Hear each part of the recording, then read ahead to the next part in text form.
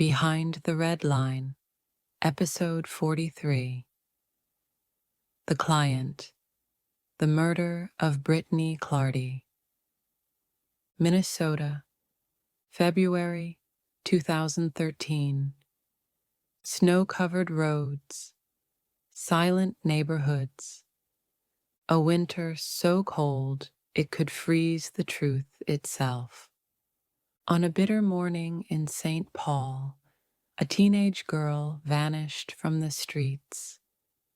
Her name was Brittany Clardy, only 18 years old. Bright, beautiful, going through hard times, but trying to survive. 9 days later, her body was found hidden inside a car, wedged between the seat and trunk area, bruised, beaten, wrapped in blankets, covered as if someone wanted to erase her. And the man connected to her death? A client, a predator, a manipulative, violent man who hunted vulnerable teenage girls through online ads, using charm, promises, and lies. Tonight, we expose the world Brittany got trapped in. A world of secrecy, a world of hidden violence, a world controlled by predators disguised as clients. This is episode 43. This is the story of Brittany Clardy, the teen whose killer nearly walked away clean. Brittany was born in 1994. She grew up in a loving family, close-knit, protective, deeply religious. Her parents described her as warm, funny, sensitive, a girl who loved sports and makeup, a girl who loved helping people. But like many teens, she faced struggles.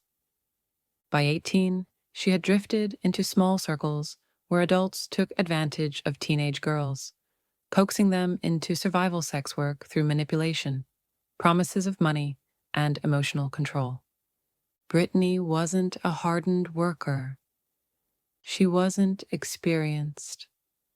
She wasn't street smart.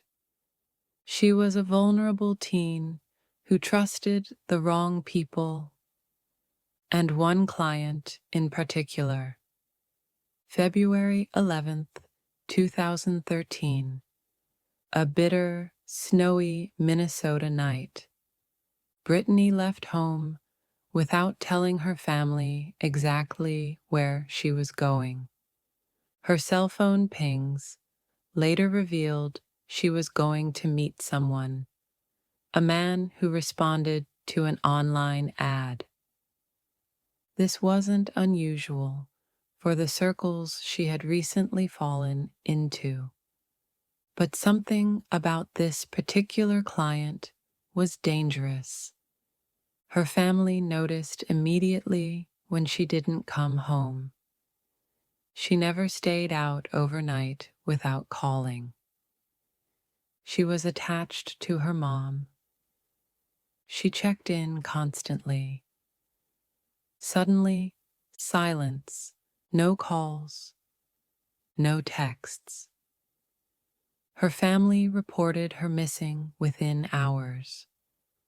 Police brushed it off. They suggested she was probably with friends. They suggested she'd come home soon.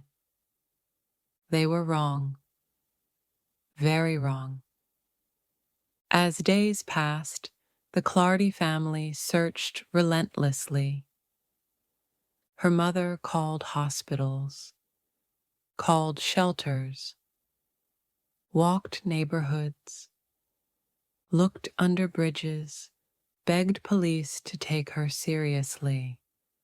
But because Brittany was 18, because she had recently been involved in sex work because of stereotypes about runaway teens. Police placed her case low on the priority list. This delay cost precious time. Then, 9 days later, a breakthrough came from a completely different city. Brooklyn Park, Minnesota. February 21st, 2013. A tow truck driver was sent to remove an abandoned car from an apartment complex parking lot. The vehicle had been sitting in the snow for days. Frost-covered, silent. As the driver began hooking the car, he noticed something heavy, something jammed behind the front seat. Blankets, plastic, and beneath them, a body. When investigators opened the car fully, they found the corpse of a young woman, bruised, beaten, hidden as if she had been stuffed inside a space never meant to hold a human being. Fingerprints confirmed what the Clardy family feared. It was Brittany. She had been dead for days. The medical examination revealed something chilling. Brittany didn't just die. She was killed violently. She had blunt force trauma to the head. Bruises, signs of a struggle, defensive wounds on her hands. She fought. Her killer beat her, dragged her, possibly tied her, and then hid her inside the car like she was nothing. This wasn't an accident. This was rage. This was possession. This was power. And the car? It wasn't hers. It belonged to her killer. The same man she went to meet the night she vanished.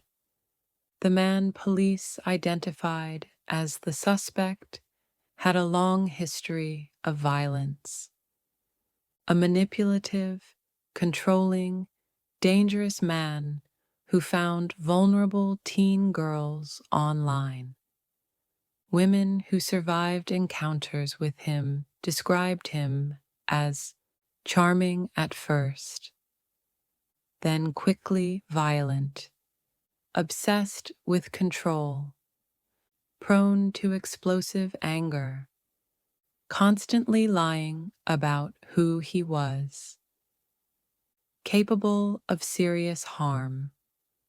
One survivor said, "He acted like a boyfriend, then like a monster."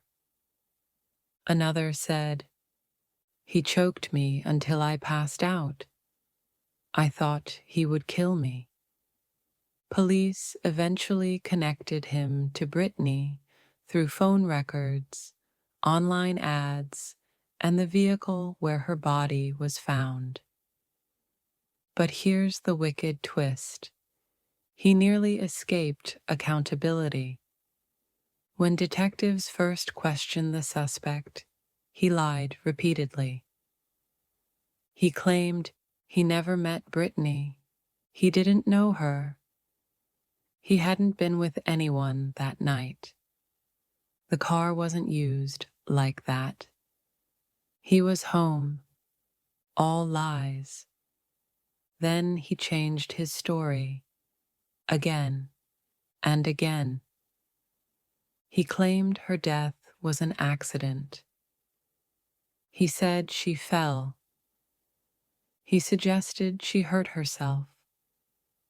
He hinted she might have overdosed. But the autopsy proved otherwise. Still, the case almost didn't hold. Why? Because Brittany belonged to a demographic The system regularly ignores Black, teen, sex worker, vulnerable. Her killer assumed he'd get away because society rarely fights for girls like Brittany. He almost did. It took intense pressure from her family and community activists to force the police to keep digging. Eventually, the truth won. The Clardy family never stopped demanding justice. They pushed the investigation harder than anyone else. They made noise. They talked to media. They pressured detectives. They refused to let Brittany become a statistic. Her mother said, Brittany was not trash. She was not disposable. She was our daughter. Her sisters marched. Her family held vigils. Her community rallied behind her. It was this pressure, not law enforcement initiative, that kept the case alive long enough to bring her killer down.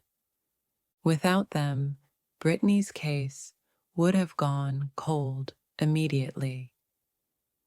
Brittany Clardy was only 18, a teen girl looking for love, belonging, and a way to survive in a world that preyed on her innocence. Her killer was a man who used charm as bait and violence as the hook. She trusted him for a moment, and he took everything. Her story is a reminder. The most dangerous predators aren't hiding in shadows.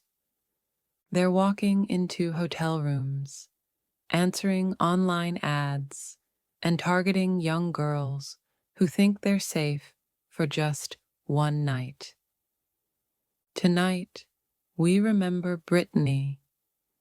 We remember her fight. We remember her family's strength. And we remember that girls like her are not forgotten. Not here, not now, not ever. This was the story of Brittany Clardy, the teen whose killer almost slipped away.